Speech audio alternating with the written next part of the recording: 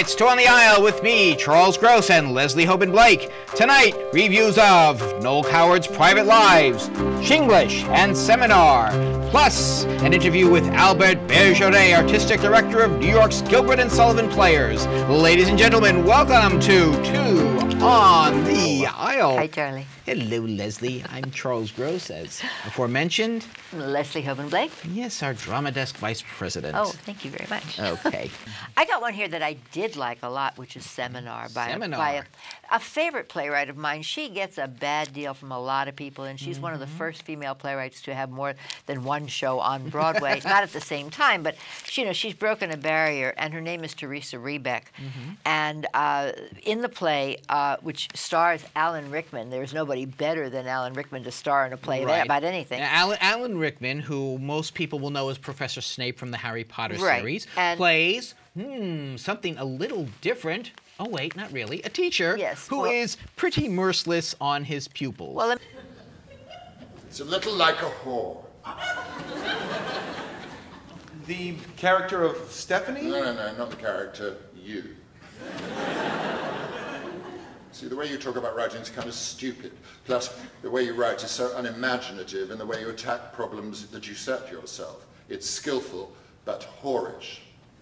It's like the way you play your name off, your connections. You're a name dropper, you're a whore, and that's there in the writing. It's perfect in a whorish way. If the sound wasn't there, there was no point even continuing in a meaning... I'm not putting this right. No, I am actually. I am. This has a sound. It rings like a bell. It doesn't matter that there's no subject or story or idea. It's got power. It's got sex. Well done. Well done. What's your name again? I thought you had to pee, Douglas. I do. I am desperate to pee, but I am more desperate to find out how much you pay for this palace. It's been in our family a long time. Well, you don't know? Of course I know. Well then, what is it?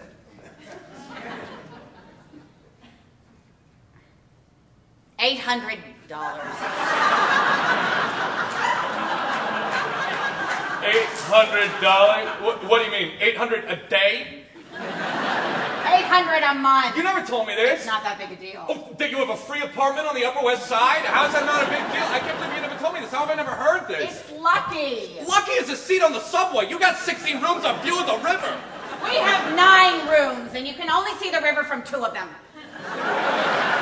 Let me tell you about what the pupils are. These are people who've met online to find a seminar professor who will give them edits on their work. They are aspiring writers, and he is supposedly the great editor, the great teacher, and they have paid him a very handsome sum. They paid him $5,000 meeting him in one of the pupils' rent-stabilized apartment. That plays a big role in this show. Turns out that one of the girls, Lily Rabe by name, and Lily, of course, is just a magnificent actress, as we have seen over and over again, starting with her role in Merchant of Venice, which she just stole, or pretty much stole from Al Pacino.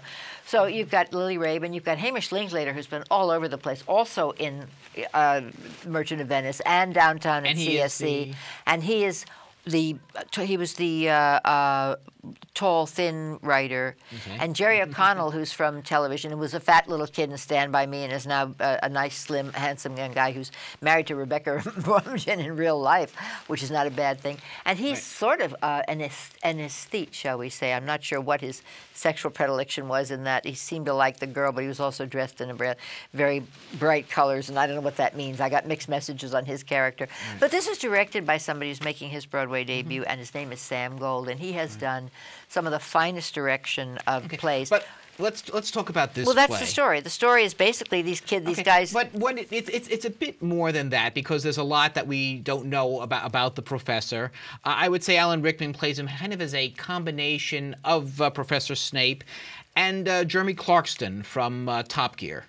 Well, if you've ever Wow, watched Top Gear, I know what Top Gear is, but that would not have been my first choice. Well, if you watch the way Clarkston reference. reviews his cars, this is how Rickman is reviewing his students, and he is merciless. See, Rickman but he is also very passionate. You'll see times in the play when he actually likes something, and unlike Snape, he will praise it as enthusiastically, although he's not a big, not in so many words, but you'll just see the expressions and the emotions. What you're not mentioning is the fact that he's a drunk and a has-been, both of which are very important because he knows he's a drunk and he knows he's a has-been, and he comes in and tries to overcome that. So he's just bigger than life, and for Alan Rickman to go bigger than life is to go enormous. All he has to do is just stop and stare, and the audience falls off their chairs because they have all of this history with him.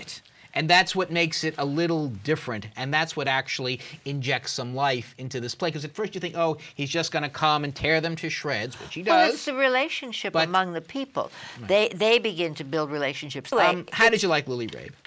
I love Lily Rabe. I have yet to see Lily Rabe do anything that I didn't like her. I liked her very much, and I don't think it's as great a part, certainly, as in The Merchant of Venice. Well, that's it. You can only do so much with a part. But I like seeing her. I liked her friend / wants to be her boyfriend, ends up living with her. I'm sorry, Hamish Linklater. Hamish Linklater. Yeah. I liked him too. As people know from a lot of it is television. types, like I'm really above this, so I'm never going to show anything type character. A lot of it can be very caricaturish at times. A young lady named Hetty Ann Park, who's new to me, who is an young Asian girl who does a topless number at one point, and that's kind of fair intriguing. warning. You will see toplessness. You will. Possibly on the right night, you may glance Lily Rabe's bare behind. Yes, that's right. Slightly so. Yes, be forewarned. You notice what my friend on my left is interested in when he goes to the theater. It's whether he sees the top or the bottom. This is whichever night you happen to go. But in any case, this is a very fast. Going for the whole picture here. Yes. Both ends. Oh, Lordy Lord, you're not going to let that go, are you? I'm just checking. This was a 2-act play, right? Or was this was 2-act? Mm-hmm. Yeah, no, it's without an intermission though. What happened was I got a bit. There was a vertiginous moment. Oh, I never thought I'd get to use that word. There was a vertiginous moment when the entire set went up.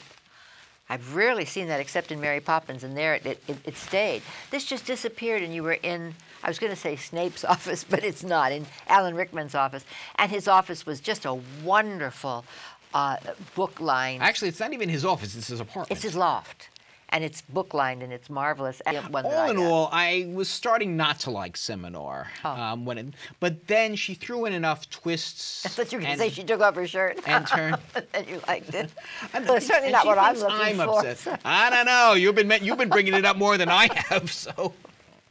Be that. So are we going to talk about how many of these we want to give it? All right. Well, I would go 3.5. How much? 3.5. Oh, okay, because when you said you didn't like it, I said I thought I wasn't, but then she moved on. I thought it was going to be just these reviews and showed us a little more of the characters and a few other sides, and one or two twists or turns that I wasn't expecting. I would go 4.5. Okay, you liked it that much? I did. I really had a good time, and I found it to be fast and in and out. I kind of like that. So. Okay. And when